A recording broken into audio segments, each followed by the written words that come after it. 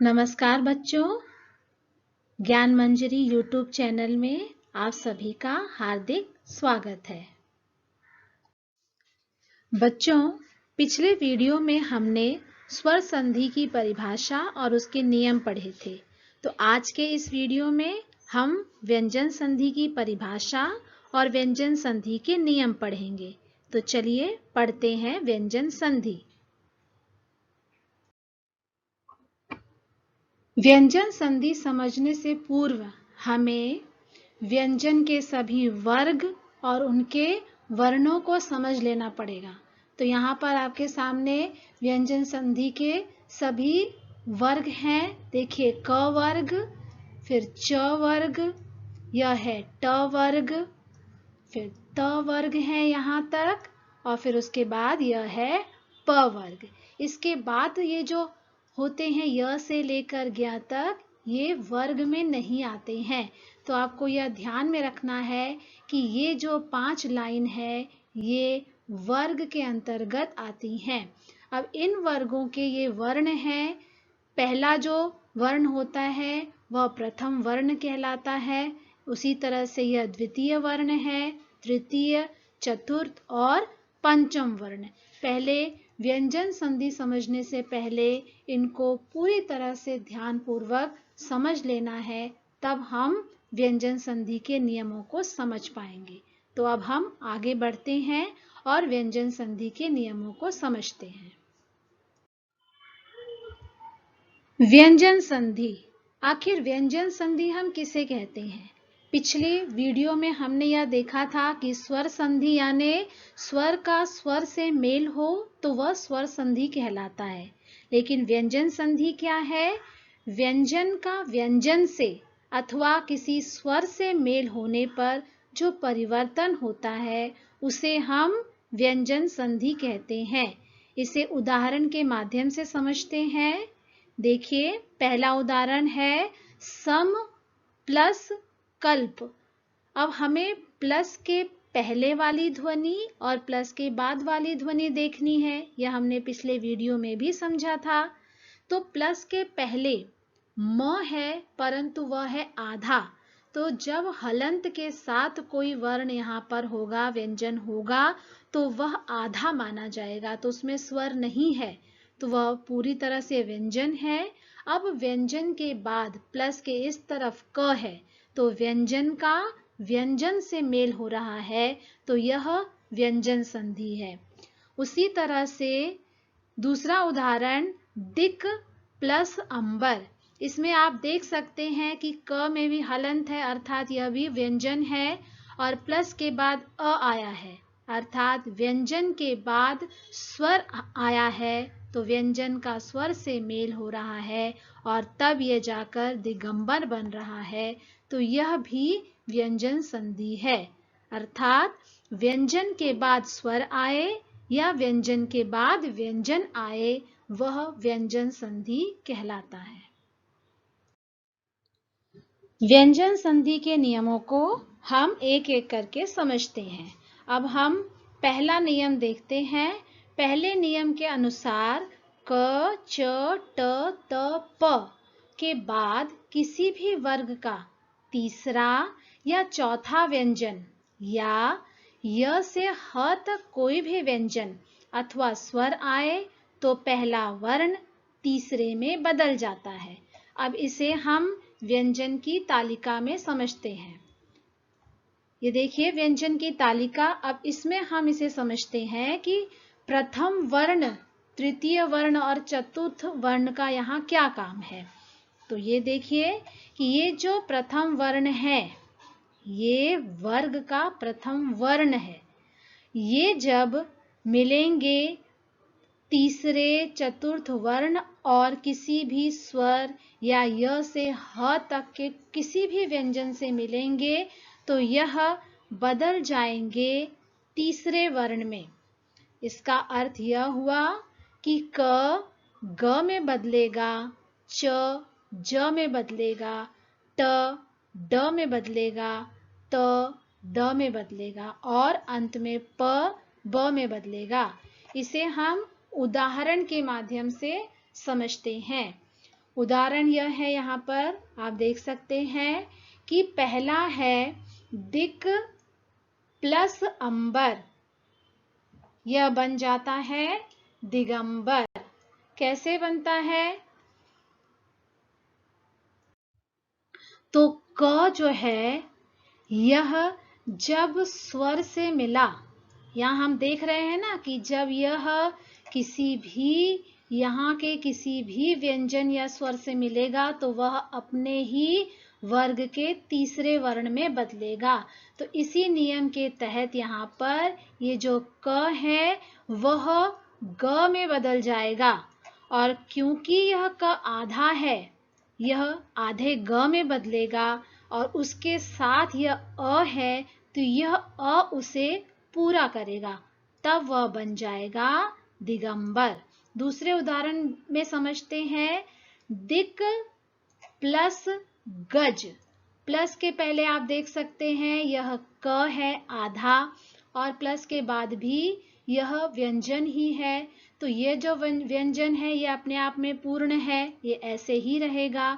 लेकिन यह जो क है यह अपने ही वर्ग के तीसरे वर्ण में बदलेगा, तो यह बदल जाएगा ग में, लेकिन यह ग आधा रह जाएगा। क्यों? क्योंकि प्लस के बाद स्वर नहीं है, उसको पूरा करने के लिए स्वर यहाँ नहीं है, तो यह आधा रहेगा और उसके आगे यह पूरा ग मिल जाएगा, बन जाएगा दिग्गज। इसी तरह से दिक प्लस दर्शन, यहाँ पर भी यह व्यंजन है आधा स्वर रहित, और प्लस के बाद पूरा व्यंजन है यहाँ पर, तो इस क को पूरा करने के लिए यहाँ पर स्वर नहीं है, तो यह जब भी बदलेगा आधे में ही बदलेगा, और यह क किस में बदलता है? ग में बदलता है, तो यह हो गया दिग्दर्शन। इसी तरह से ऋक प्लस वेद, यहाँ पर भी यह व्यंजन है, तो क बदलेगा ग में, लेकिन क रह जाएगा आधा, क्योंकि प्लस के बाद स्वर नहीं है, तो यह बन जाएगा ऋग्वेद। इसी तरह से वाक प्लस ईश, अब यहाँ पर देखिए कि प्लस के बाद स्वर आया है, तो जब यह क ग में बदलेगा तो उसमें ई की मात्रा लग जाएगी, तो उसे वह पूर्ण करेगा, तो यह बन जाएगा वागीश। अगला उदाहरण उत प्लस घाटन, अब ये आप देखिए त अपने वर्ग के तीसरे वर्ण में बदलेगा। त का तीसरा वर्ण कौन सा है? द है, तो वह अपने ही वर्ग के तीसरे वर्ण में बदलेगा। प्लस के बाद व्यंजन है, तो यह पूरा नहीं होगा, यह आधा ही रहेगा, क्योंकि इसको पूरा करने के लिए यहाँ स्वर नहीं है, तो यह हो जाएगा त का द हो जाएगा, और फिर घाटन, तो यह हो जाएगा उद्घाटन। अब दूसरे नियम को भी देखते हैं।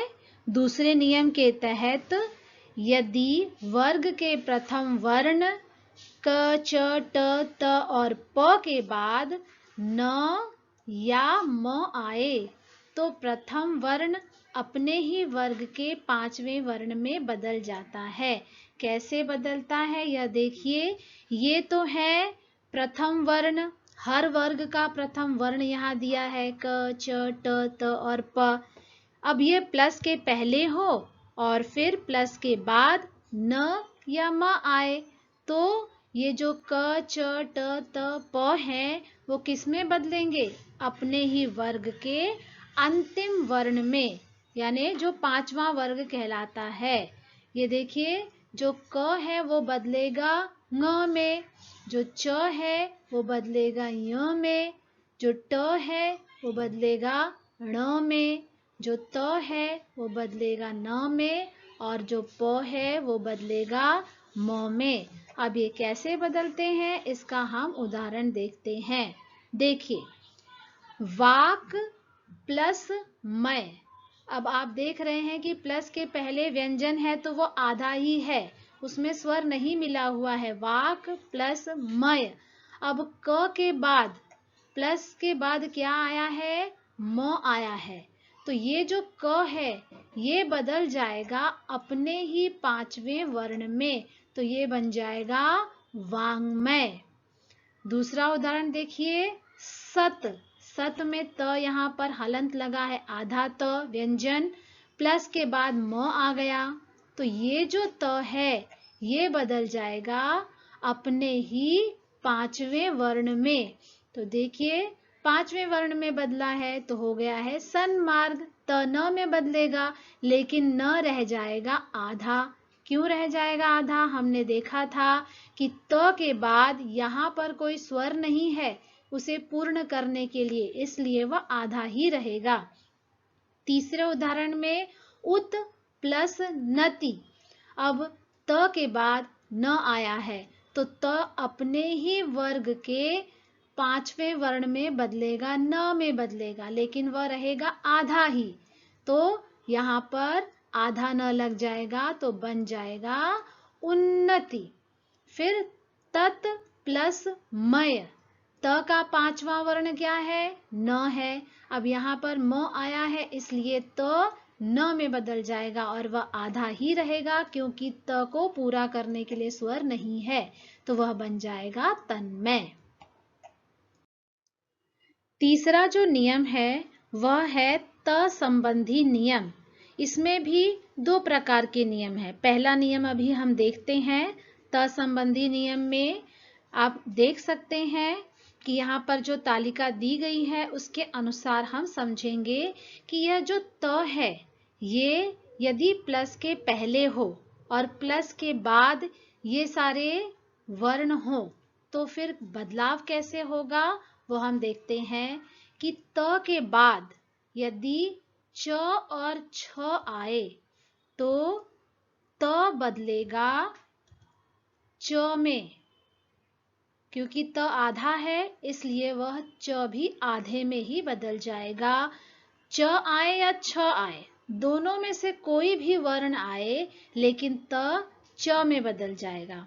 उसके बाद त के बाद यदि ज और झ आए तो त ज में बदल जाएगा, आधे ज में, क्योंकि त आधा है। फिर त के बाद ट या ठ आए तो त बदल जाएगा ट में, जो पहला इसका वर्ण है उसमें बदलता है। फिर त के बाद यदि ड ढ आए तो यह बदल जाएगा ड में, और त के बाद यदि ल आए तो वह ल में बदलेगा, यानी त ल में बदल जाएगा। कैसे? उदाहरण देखिए। पहला उदाहरण देखिए, उत प्लस चारण। उत्चारण यहाँ पे देख सकते हैं तो त किस में बदलेगा? आधे च में बदलेगा, और बाकी तो चारण वैसे ही रहेगा, तो यह हो जाएगा उच्चारण। आधे त में इसलिए बदला क्योंकि ये आधा है और आगे स्वर नहीं है। फिर सत जन। त के बाद ज आया है तो त बदल जाएगा ज में। ज झ कोई भी आए तो वह किस में बदलता है? ज में बदलता है, इसलिए त बदल जाएगा ज में, तो वह आधा ज हो जाएगा। फिर वृहत टीका। त के बाद ट आया है तो त भी ट में बदलेगा लेकिन आधे ट में, तो वृहत टीका। तत् प्लस लीन। अब हमने यहाँ देखा ना कि त के बाद यदि ल आए तो वह किस में बदलेगा? आधे ल में बदल जाएगा, तो यह जो त है वो बदल जाएगा आधे ल में, तो हो जाएगा तल्लीन। अगला उदाहरण, जगत छाया। त के बाद छ आया है। यहाँ हमने देखा था च था तो इसलिए वो च में बदला था, लेकिन यहाँ छ है तब भी यह त च में ही बदलेगा, ये नियम यहाँ बता रहा है, तो यह बन जाएगा जगत छाया। उत प्लस ज्वल, तो यह हो जाएगा आधा ज, और फिर यहाँ पर भी ये आधा ही है तो इसको पूरा करने की गलती ना करें, क्योंकि अक्सर उज्ज्वल लिखने लगते हैं, परंतु नियम के तहत क्या होगा? त आधे में बदलेगा और यह भी आधा है, इसलिए दोनों ही आधे रह जाएंगे। यह हो जाएगा उज्ज्वल। उत प्लस डयन, त के बाद ड है इसलिए त भी ड में बदल जाएगा, उड्डयन हो जाएगा। उत के बाद लेख, तो त के बाद ल आया तो त किस में बदलेगा, आधे ल में, बन जाएगा उल्लेख। अब त संबंधी दूसरा नियम हम देखते हैं। यहां पर देखिए, प्लस के पहले यदि त है और प्लस के बाद श है तो यहाँ पर दोनों ही ध्वनियां बदल जाएंगी। अभी तक हमने क्या देखा था कि सिर्फ प्लस के पहले वाली ध्वनि ही बदलती थी, लेकिन इस स्थिति में जब त के बाद श आएगा तो ये जो त है वो बदल जाएगा आधे च में, और ये जो श है यह बदल जाएगा छ में। उदाहरण से समझते हैं। ये देखिए, उत प्लस श्वास, तो ये जो त है ये प्लस के पहले आया है और प्लस के बाद श है, तो इस नियम के तहत ये त बदल जाएगा आधे च में और यह श बदल जाएगा छ में। तो ये ध्यान में रखिए, यह जो है तो है, यहाँ पर उत प्लस शिष्ट, तो त आधे में बदला और ये जो श है वो छ में बदला और उसकी मात्रा भी वैसी ही रही, तो यह हो गया उच्छिष्ट। तो प्लस के पहले त, प्लस के बाद यदि श, तो दोनों ही ध्वनियां बदलती हैं, इस बात का ध्यान रखना है। इसी नियम के तहत दूसरा भी है। देखिए, यदि प्लस के पहले त हो और प्लस के बाद ह हो तो यहाँ पर भी दोनों ही ध्वनियां बदलेंगी, लेकिन यहाँ पर क्या हो जाएगा, त का द हो जाएगा आधा और ह बदल जाएगा ध में। कैसे? उदाहरण देखिए, उत प्लस हार, प्लस के पहले त है बाद में ह है, इसलिए यह त बदला द में और यह ह बदला ध में, तो हा हो गया धा और त रह गया द। यह आधा है इसलिए द भी आधा। तत प्लस हित, यहाँ पर भी त और ह है इसलिए त बदल जाएगा द में और ही बदल जाएगा धी में, तो यह बन जाएगा तद्धित। तो इसमें प्लस के दोनों तरफ की ध्वनियां बदलती हैं, यह ध्यान में रखना है। चौथा नियम अब हम देखते हैं, जो है छ संबंधी नियम। तो यह नियम इस तरह से है कि स्वर के बाद यदि छ वर्ण आए तो छ से पहले च वर्ण जुड़ जाता है। अब यह किस तरह से जुड़ता है, उदाहरण के माध्यम से हम समझेंगे। तो पहले स्व है, उसके बाद प्लस के बाद छंद, तो इस व में अ मिला हुआ है तो यह स्वर हो गया, प्लस के बाद छ आया, इसलिए यह जो व है इसके बाद च जुड़ जाएगा इस नियम के तहत। तो दोनों शब्द पास पास आ जाएंगे और यहाँ प्लस की जगह पर च लग जाएगा, ये आप देख सकते हैं। इसमें व में परिवर्तन नहीं हुआ, बस यहाँ पर आधा च जुड़ गया है। इसी तरह से परि प्लस छेद, प्लस के पहले यहाँ पर र में स्वर लगा हुआ है, इसलिए छ से पहले यहाँ पर च जुड़ जाएगा। तो इस नियम के तहत ये याद रखें कि स्वर के बाद यदि छ वर्ण आ जाता है प्लस के बाद, तो वह जो है छ से पहले वहां पर च जुड़ जाता है। पांचवा नियम है म संबंधी नियम, और इसमें दो तरह से नियम होते हैं। तो पहला नियम इसमें देख लेते हैं, क्या है कि म के बाद यदि म आए तो द्वित्व हो जाता है। अब द्वित्व होना यानी वही व्यंजन डबल हो जाता है। बहुत ही रोचक नियम है यह, देखते हैं। देखिए उदाहरण में सम प्लस मान। अब आप देख सकते हैं कि प्लस के पहले भी म है, प्लस के बाद भी म है। ऐसी स्थिति में यहाँ पर ये जो म आधा होता है यह ऐसे ही रहेगा और यह बन जाएगा सम्मान। दोनों पास पास आ जाएंगे तो यह हलंत वाला इस तरह से लिखा जाएगा और म का द्वित्व हो जाएगा, यानी दो म हो जाएंगे, एक आधा और एक पूरा। इसी तरह से देखिए सम प्लस मति, प्लस के दोनों तरफ म है, एक तरफ आधा म है दूसरी तरफ पूरा म है, तो उसका द्वित्व हो जाएगा और बन जाएगा सम्मति। यह नियम जब म के बाद म आएगा तभी लागू होगा। अब दूसरे तरीके से म का कौन सा नियम है वो देखिए कि म के बाद यदि म के अतिरिक्त कोई भी व्यंजन आए तो म अनुस्वार में बदल जाता है।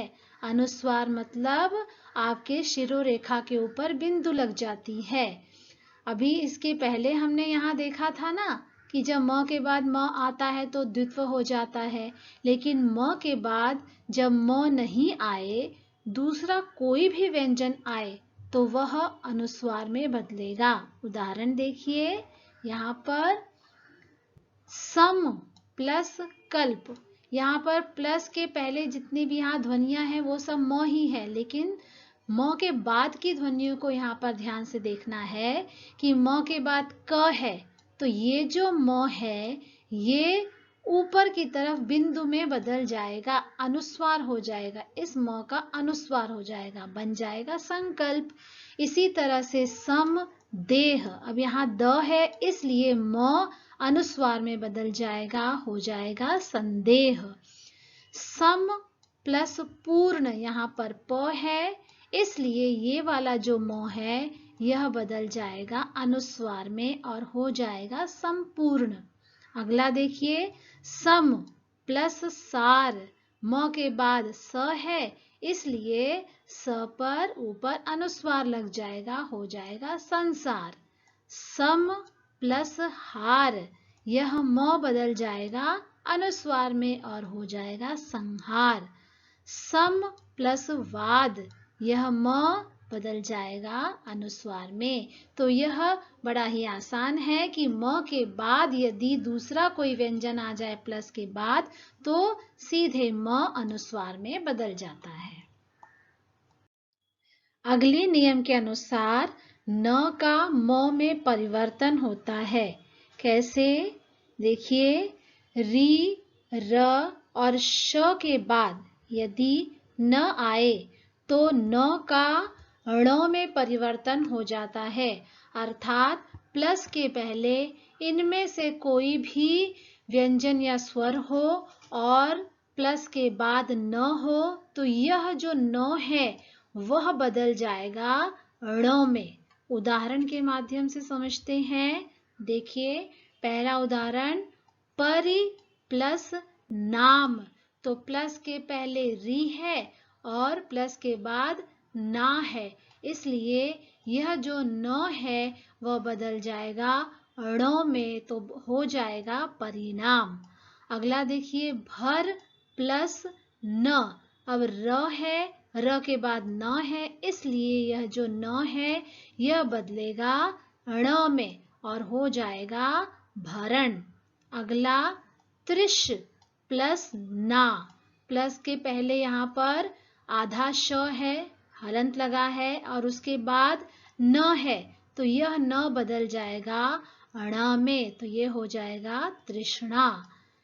प्लस के पहले प्र और उसके बाद मान, तो अब इसमें नियम थोड़ा सा अलग है। क्या है वह देखिए कि यदि न अंत में हो तो भी न ण में बदल जाता है। इस उदाहरण में आप देख सकते हैं कि यहाँ पर प्र है और यहाँ पे मा न है, तो न प्लस के तुरंत बाद नहीं आया है, लेकिन यहाँ आया है, तब भी वह जो है प्रमाण हो जाएगा, तो ये ध्यान में रखें। फिर शोष प्लस अन, इसमें भी प्लस के पहले श है, प्लस के तुरंत बाद न नहीं आया है, लेकिन अ के बाद है, अंत में है, तब भी यह बदल जाएगा ण में और हो जाएगा शोषण। फिर री और फिर न, तो री के बाद न आया है, इसलिए वह ण में बदल जाएगा और हो जाएगा ऋण। आखिरी नियम के तहत स का श में परिवर्तन। इसके तहत अ आ के अतिरिक्त कोई स्वर प्लस के पहले हो और प्लस के बाद स हो तो श का षटकोण वाले श में परिवर्तन हो जाता है। उदाहरण देखते हैं, देखिए, वि प्लस सम। अब प्लस के पहले अ आ के अतिरिक्त दूसरा स्वर है, ई स्वर है, व में ई मिला हुआ है और इसके बाद स है, इसलिए यह जो स है यह बदल जाएगा षटकोण वाले श में। इसी तरह से आगे के उदाहरण में भी देखेंगे, इन सब में अ आ के अलावा दूसरे स्वर मिले हुए हैं, ई और उ मिले हुए हैं और प्लस के इस तरफ स है, यहाँ पर भी स है और यहाँ पर भी स है, तो ये जो स है ये बदल जाएंगे षटकोण वाले श में। तो देखिए, नि प्लस सेद हो गया निषेध, सु प्लस समा हो गया सुषमा, सु प्लस सुप्ति हो गई सुषुप्ति। लेकिन कुछ शब्द ऐसे होते हैं जो इस नियम के तहत नहीं आते हैं। प्लस के पहले भले ही अ आ के अलावा दूसरे स्वर हों और प्लस के बाद स हो, तब भी वह स षटकोण वाले श में नहीं बदलता है। देखिए, ये है अपवाद यानी एक्सेप्शन, कि प्लस के पहले नु है, उ की मात्रा यहाँ पर लगी हुई है, अर्थात उ का स्वर है और प्लस के बाद स है, तब भी यह जो स है षटकोण वाले श में नहीं बदला है। देखिए, अनु प्लस स्वार, इसी तरह से इसमें भी अ आ के अतिरिक्त यहाँ पर दूसरा स्वर है और यहाँ पर आधा स है, फिर भी यह इसी तरह रहेगा और यह हो जाएगा अनुस्वार, इसमें परिवर्तन नहीं होगा।